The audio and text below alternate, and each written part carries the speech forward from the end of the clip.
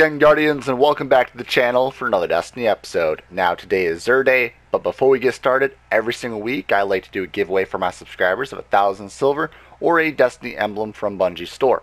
All you have to do to enter is be subscribed, share support, like this video, leave a comment down below.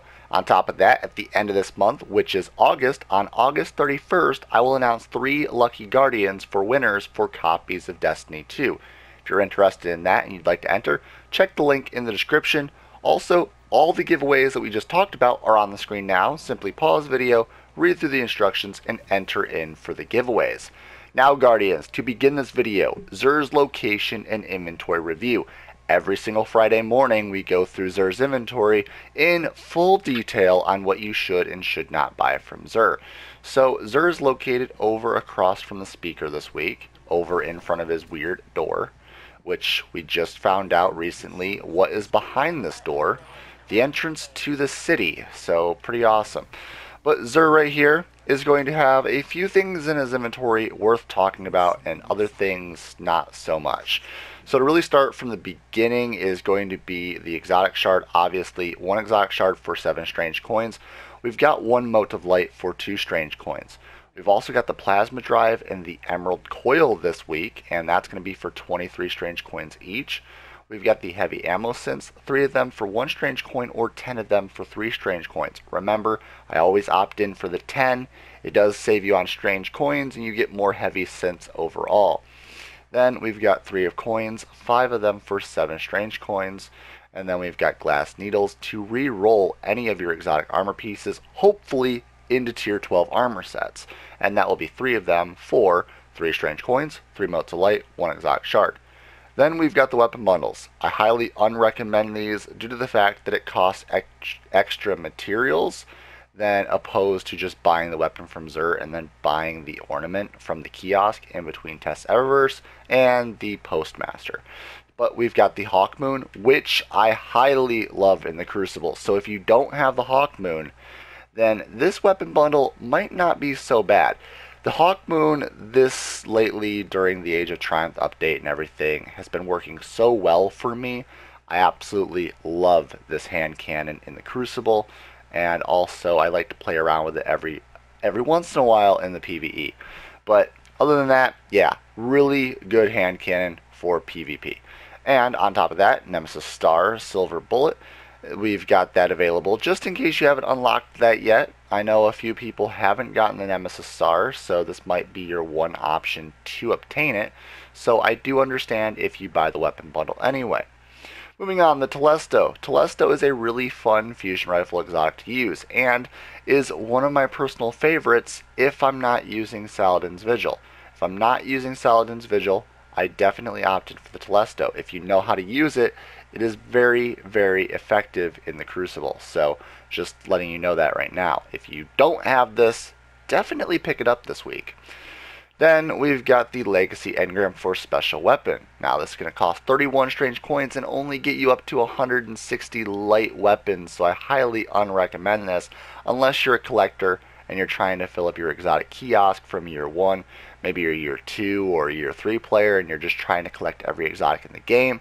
These are technically some of the exotics in the game, so if you're trying to fill up that kiosk and just prove to everyone that you've completed Destiny 1 before moving over to Destiny 2, then I recommend getting these. But again, they are a waste of strange coins because you're not going to get light levels up to 400. Next up, the ACD Zero Feedback Fence. The ACD Zero Feedback Fence is a pretty fun Titan exotic. Taking damage from a melee attack deals damage in an area around you, which could be beneficial to you in the Crucible, unless you're backstabbed by a hunter. If you're backstabbed by a hunter, you're probably not going to survive, but that's something to note when you're in the Crucible. Now, you could use this inside of PvE, and if a drag or something melees you and you're surrounded by a bunch of enemies, then they would all die. This roll, though, of Discipline 51 max and Strength 52 max is only going to be a roll of 84%, so it's not good. You would actually have to use some glass needles to hopefully increase that. Alongside that, this one is going to have Pulse Rifle Loader and Sidearm Loader with Rain Blows and Impact Induction. And on top of that, we've got the Mask of the Third Man. This one is Arc Blade attacks use less super energy.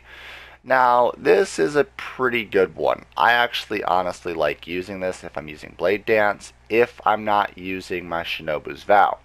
More super energy from non-guardian kills, and bonus grenade energy orb on pickup.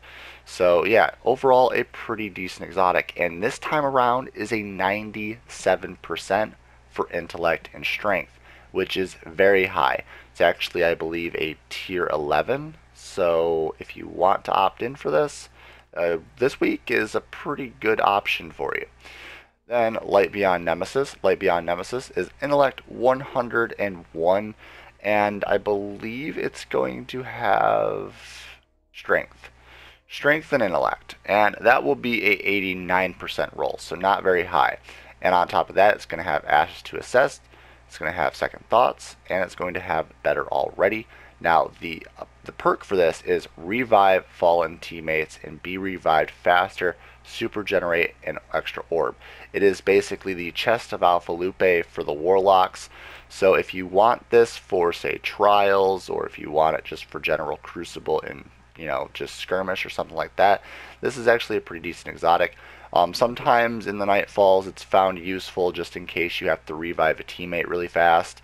Now if you're running in the hard mode raids, obviously you can't revive teammates, so it wouldn't be useful there, but in the normal raid it definitely would be. And that's just an option for you guys. And there you have it, everybody. I would highly recommend probably the Telesto if you've never played with it before. It's really awesome.